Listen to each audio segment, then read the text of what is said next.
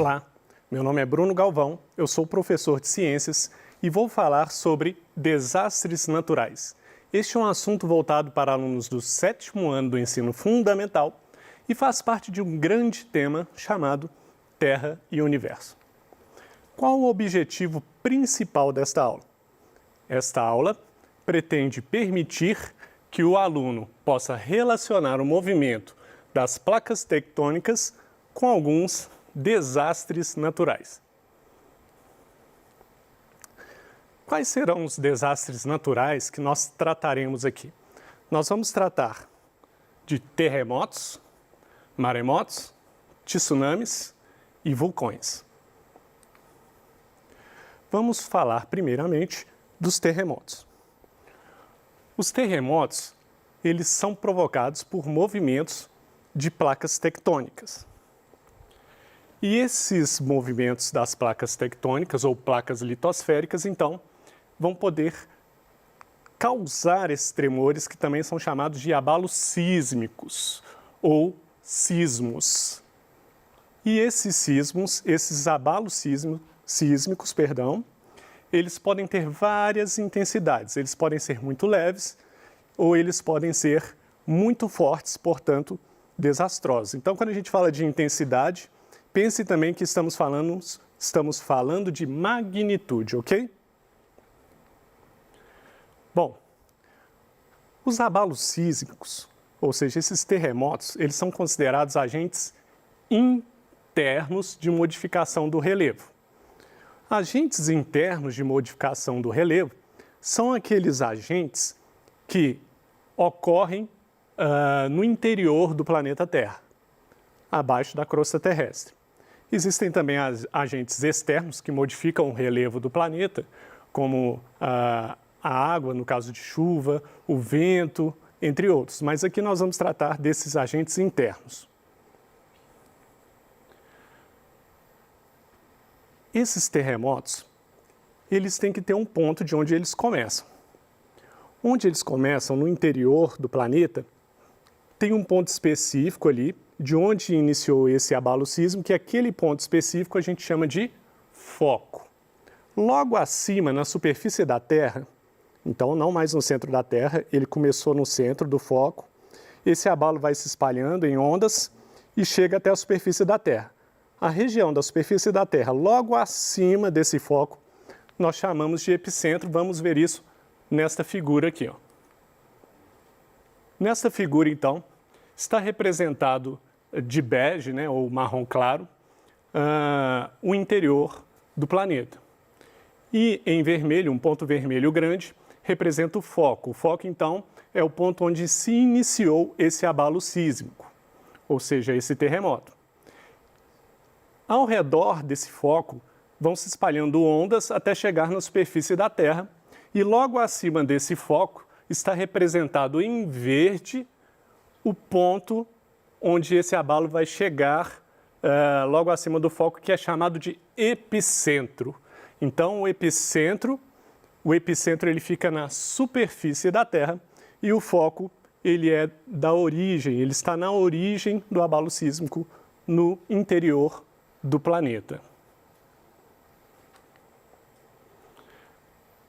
O fato é que a maioria dos abalos sísmicos, ou seja, a maioria dos terremotos, não são sentidos pelas pessoas.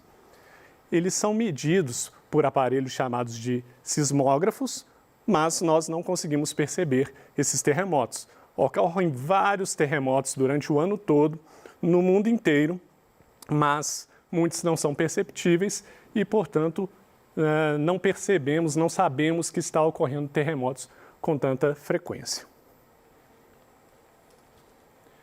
Existe ainda uma forma de medir esses terremotos através desses sismógrafos e os números que esses sismógrafos nos mostram vão definir uma intensidade desses terremotos e essa intensidade ela foi dividida em escala, numa escala por um pesquisador que tem o sobrenome de Richter e por isso foi chamada de escala Richter. Então, a escala Richter ela vai ser uma escala que vai medir em números a intensidade de um terremoto ou a magnitude de um terremoto. Essa escala Richter, ela vai variar de 0 a 9 de uma maneira real. Por que eu estou falando de uma maneira real? Em geral, a maioria dos terremotos que nós temos, eles medem entre 0 e 9 na escala Richter. Não foi documentado historicamente, quando a gente pensa em história, a gente pensa que desde que o homem existe, não foi documentado historicamente terremotos acima de 10 pontos na escala Richter. Apesar de existirem pesquisas indicando que há milhões de anos atrás na Terra, nós podemos ter, a Terra pode ter sofrido terremotos de intensidade maior do que essa. Portanto, a maioria dos terremotos varia entre 0 e 9 na escala Richter, apesar da escala Richter, teoricamente, ela não ter limites. Bom, de onde se originam esses terremotos? Como que eles acontecem? O que causa os abalos sísmicos, os terremotos? Vamos pensar novamente nas placas tectônicas, que foi assunto de uma das aulas anteriores. Imagine, então, duas placas tectônicas aqui, que eu estou representando com as minhas mãos. E essas placas tectônicas, elas podem se colidir ou deslizar uma sobre a outra. Então, colisão e deslizamento de placas tectônicas podem causar os terremotos. Então, a ideia geral de relacionar placas tectônicas a terremotos é basicamente essa. Colisão e deslizamento de placas tectônicas geram terremotos, geram abalos sísmicos. Vamos ver aqui alguns exemplos de terremotos que já ocorreram na história e são terremotos que foram realmente desastrosos. Aqui não está em ordem cronológica, então não está do mais antigo para o mais novo necessariamente, mas está na ordem de pontos na escala Richter, de graus. Repare, nós temos aqui, em 1755, ocorreu um terremoto em Lisboa, lá em Portugal, de 8,7 graus na escala Richter, ou 8,7 pontos na escala Richter. Em 1960, no sul do Chile, ocorreu um terremoto de 8,5 graus. Em 1875, na China, um terremoto de 7,2 graus. E em 1992, na Califórnia, Estados Unidos, um terremoto de 7,5 graus, perdão. Inclusive, em relação à China e Estados Unidos, aqui não está na ordem do maior para o menor, perdão por isso. Em Kobe, no Japão, em 1995, também ocorreu um terremoto de 6,9 graus. É importante saber que esses terremotos todos foram terremotos muito fortes, de grande magnitude, magnitude acima de 6. E no Brasil? No Brasil tem terremotos? O território brasileiro, ele está situado no centro de uma placa tectônica, que é a placa sul-americana, e, portanto, distante das áreas de contato das placas. Então, vamos pensar o seguinte. Se eu tenho aqui uma placa tectônica e eu tiver países próximos aqui das beiradas dessa placa tectônica, esses países vão sofrer muito mais com terremotos, porque é nas beiradas, com outras placas tectônicas, né, que sofre a colisão ou deslizamento. Só que o Brasil, ele está no meio de uma placa tectônica, que é a placa sul-americana. Portanto, quando uma placa colide com a outra ou desliza sobre a outra, os abalos sísmicos chegam mais fracos aqui no Brasil. Agora, será que isso significa que no Brasil não existem terremotos? Bom, a verdade é que mesmo no Brasil os terremotos ocorrem frequentemente, mas a grande maioria não são muito intensos, são fracos, portanto nós não conseguimos perceber. Vamos ver nesta figura aqui, ó, terremotos registrados no Brasil em 2019. Todos esses pontinhos aí, ó, indicam terremotos. É isso mesmo, assustador, não é? não é tão pouco quanto pensávamos. Veja aqui, nesta figura. Os pontos vermelhos indicam terremotos de magnitude abaixo de 1,5. Os pontos amarelos indicam terremotos de magnitude entre 1,5 e 2,5 graus na escala Richter. Os pontos verdes indicam terremotos de 2,5 até 3,5. Pontos azuis de 3,5 até 4,5. E os pontos laranjas, que são os mais raros aqui, são terremotos de magnitude abaixo de 4,5. Isso aí, até julho de 2019, foram vários terremotos aí registrados no Brasil. Pois é, a maioria nós não sentimos, mas ocorrem terremotos no Brasil, só que de baixa intensidade. O maior terremoto já registrado no Brasil alcançou um grau na escala Richter de 6,2. Isso aconteceu ao norte de Cuiabá, Mato Grosso. Foi um terremoto que ocorreu em 1955 e foi o terremoto mais forte que nós tivemos aí, então, no nosso país.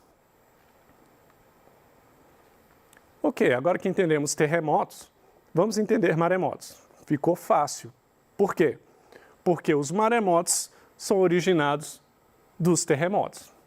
O maremoto nada mais é do que um terremoto que ocorreu no fundo do mar, na parte da crosta terrestre que está abaixo dos oceanos.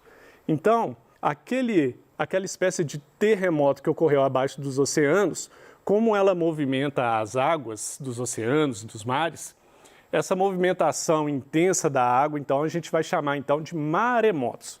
Os maremotos, então, a única diferença deles para o terremoto é que, ao invés de ocorrer na parte da crosta terrestre que está exposta ao ambiente, está na superfície da Terra, nas regiões formadas por rochas, esse terremoto, aconteceu, esse abalo sísmico aconteceu no fundo do oceano.